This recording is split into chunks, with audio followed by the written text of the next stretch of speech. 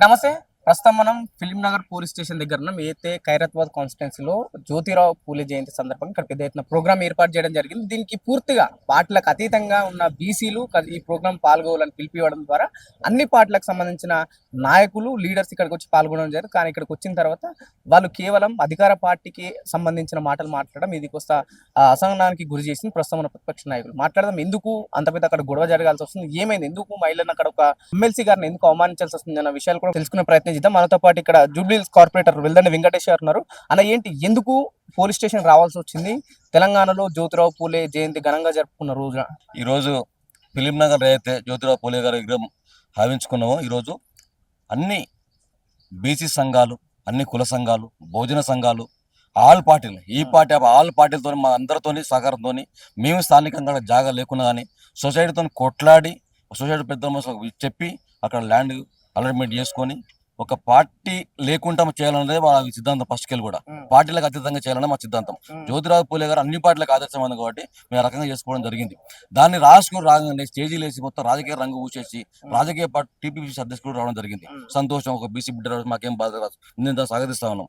కానీ ఇక్కడ జాగా ఎంత పెట్టడానికి ఎంత ఇబ్బందో మాకు తెలుసు. స్థానిక ఎమ్మెల్యే సహకరించకున్నా, ఎమ్మెల్యే లేకున్నా, ఈ మీటింగ్లో ఎమ్మెల్యే లేకున్నా దగ్గరుండి మా సంఘాలు, బీసీ సంఘాలు, బౌద్ధ సంఘాలు అందరు కలిపి ఒక పార్టీలతో సంబంధం లేకుండా తెల్లా రాత్రి పగలు కూర్చొని ఈ సంఘాలు చేస్తామంటే కవిత గారి పట్ల చేసిన వ్యాఖ్యలు మేము తీవ్రంగా ఖండిస్తా ఉన్నాము.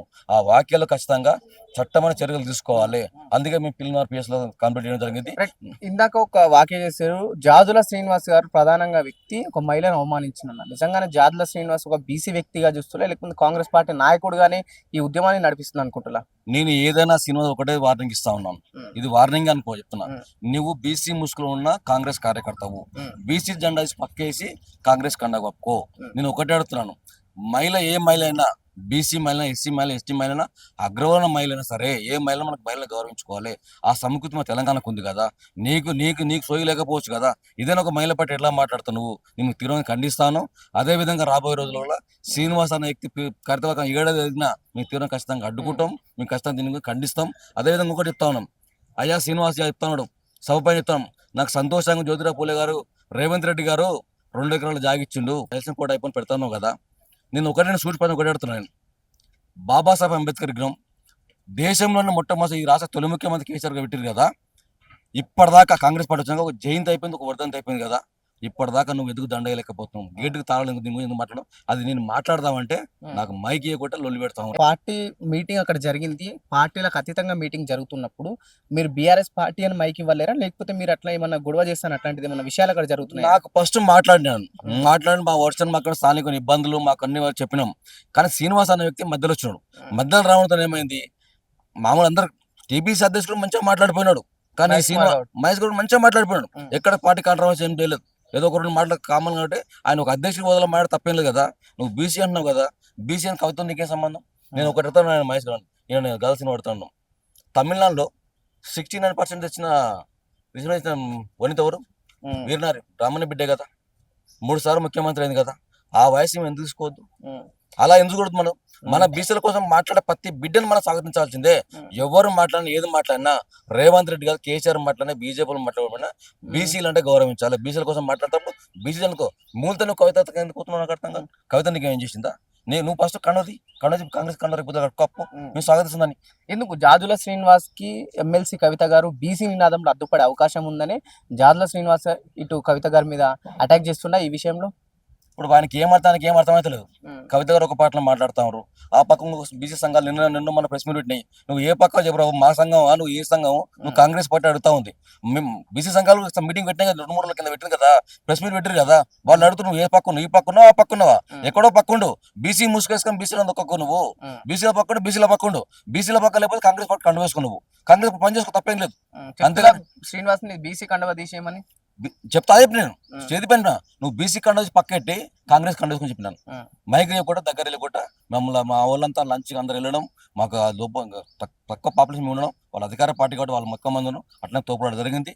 ఆయన పైన చట్టపైన ఏదవుతున్నావో ఖచ్చితంగా పిల్లలు కాంపిటీషన్ వాళ్ళకైనా చర్యలు తీసుకుంటారు. ఏ విధంగా స్పందించారు ఇక్కడ పోలీస్ బాగా స్పందించారు, వాళ్ళు కూడా స్పందించారు. దానిపైన వీడియోలు తీసుకురు, ఏం మాట్లాడిన ఏం చేసి తీసుకురు. వాళ్ళు ఖచ్చితంగా ఆ శ్రీనివాస్ పైన ఏదైతే ఉందో క్రిమినల్ చర్యలు కేసులు పెట్టమని చెప్తాను. ఇంకా ఏ విధంగా చూస్తారు పార్టీలో అయినా అక్కడ మీటింగ్ లో అయినా కూడా వాళ్ళ అంటే గురించి? ఇప్పుడు అక్కడ జరిగిన మీటింగ్ ఏం నడుస్తుందంటే మనకు మహిళలకు ఏ విధంగా ఫస్ట్ ఎట్లా నడిచింది, ఆ రోజుల్లో సావిత్రిబాయి నడుచుకుంటా ఆమె ఏదన్నా పనులకు వెళ్ళినా, ఆమె చదువుకోనికి వెళ్ళినా వేరే అగ్రకురాల వాళ్ళు ఏం చేసేటోళ్ళు తన మీద బురద జల్లిరు అనే దానికి ఆ వాక్యం మాకు చెప్పడం జరిగింది. మేమంతా ఇప్పుడు విన్నాం అనమాట. దానికి పట్టుకొని మేము విన్నాము, బాగానే ఉంది. అక్కడ ఏం జరిగిందంటే ఈ ఒక మనిషి గాజుల శ్రీనివాస్ ఏమంటుండంటే ఒక మహిళను కించపరిచినట్టే కదా. ఇప్పుడు సావిత్రిబాయిని కించపరిస్తే ఏంది, కవితక్కను కించపరిస్తే రేపు మమ్మల్ని కూడా. ఎందుకు కవిత గారు బీఆర్ఎస్ ఎమ్మెల్సీ అని కించపరిచి ఎందుకు అనాల్సి వస్తుంది అట్లాంటి వాక్యాలు? ఇప్పుడు నీకు పార్టీ పరంగా అక్కడ లేదు, నువ్వు పార్టీ పరంగా రాలేదు. అగ్రకులాల అందరు అన్ని కులాలకు చెందిన వాళ్ళం. ఇప్పుడు ఎస్టీ కావచ్చు, ఎస్సీ కావచ్చు, బీసీ కావచ్చు, అందరు ప్రతి ఒక్క బిడ్డ వచ్చినాము. అందరికి నువ్వు చెప్పినప్పుడు అందరితో పాటు తీసుకోవడం కరెక్ట్. కానీ నువ్వు ఆ ముసుగులో వచ్చేసి ఇప్పుడు నువ్వు ఎమ్మెల్సీ కవితను అనడం కరెక్ట్ కాదు కదా. జాజుల శ్రీనివాస్ కాంగ్రెస్ నుంచే మాట్లాడిండు లేకపోతే ఒక BC కాంగ్రెస్ బీసీ నుంచి మాట్లాడిండా? కాదు, బీసీ నుంచి కాదు. ఆయన కాంగ్రెస్ ముసుగులో వచ్చిన కాంగ్రెస్ దొంగలాగానే మాట్లాడినాడు. ఏమైంది అసలు, ఏమైంది అక్కడ, ఎందుకు గొడవ వచ్చింది? గొడవ ఆల్ పార్టీస్ రమ్మని చెప్పారు, ఆల్ పార్టీస్ వాళ్ళు వెళ్ళినాము, అందరు బాగానే మాట్లాడిండు. ఈయన ఒక్కైనా మాట్లాడాడు ఉద్దేశించి ఈయన ఎందుకు మాట్లాడిండు, ఈయనకి ఏం అవసరం ఉంది? ఒక లేడీని ఏలెత్తి చూపెట్టడానికి ఈయనకి రైట్స్ ఎవరు ఇచ్చిర్రు? ఎందుకు మాట్లాడుతున్నాడు? ఈయనకు అవసరం లేదు కదా. నువ్వు కాంగ్రెస్ మనిషిలాగా ఉండు. ఒక లేడీస్ గురించి మాట్లాడ బీసీ లీడర్ అని చెప్పుకుంటున్నారు జాజుల శ్రీనివాస్. అది చెప్పుకుంటుండు కదా. తప్పది. బీసీ కండు వేసుకొని తిరుగుతుంది కదా, అవును, మరి తిరుగుతున్నాడు మీరేమో మరి. కాంగ్రెస్ లీడర్ అంటారు. అవును, కాంగ్రెస్ లీడరే అయినా. నేను బీసీ అని చెప్పి ఆ కండువా కప్పుకొని మాట్లాడుతున్నాడు ఆయన. ఆ కండువా తీసేసి కిందికి వచ్చి ఉంటే ఆడలు చీపురుతో కొడుతుండే ఆయనకి. దొరకలేడు మాకైనా. దొరకుంటే చీపురుతో కొడుతుంటాం లేడీస్ ని. ఒక లేడీస్ ని అట్లా మాట్లాడడానికి ఎవరు రైట్స్ ఇచ్చారు? దేని వల్ల మాట్లాడుతుండేనా? ఎందుకు మాట్లాడుతున్నాడు? ఆయనకు రైట్స్ లేవు కదా. ఈ రోజు ఆమె నన్ను పదవిలో ఉన్న లేడీస్ నేను కేర్ చేయాలంటే మామూలు లేడీస్ లకి ఏం భద్రతుంది? ఈ జెంట్స్ వల్ల మాట్లాడడం తప్పైనా. దీన్ని మేము తీవ్రంగా ఖండిస్తున్నాము. అందరినీ కావాలని కించపరిచిందా? కావాలనే కించపరిచిండు. మేము ఆల్రెడీ ఫిర్యాదు చేసినాము. ఆయన మీద యాక్షన్ తీసుకోవాలి, కేసు ఫైల్ చేయాలి, నేను జైలుకి పంపించాలి. అదే మా కోరిక. రైట్, ఇది ఫిలింనగర్ పోలీస్ స్టేషన్ లో ఖచ్చితంగా మేము కంప్లైంట్ ఇచ్చినాం. ఇక్కడైతే జ్యోతిరావు పూలే జయంతి రోజు మాకు ఇక్కడ అవమానం జరగడం ఇది కరెక్ట్ కాదు.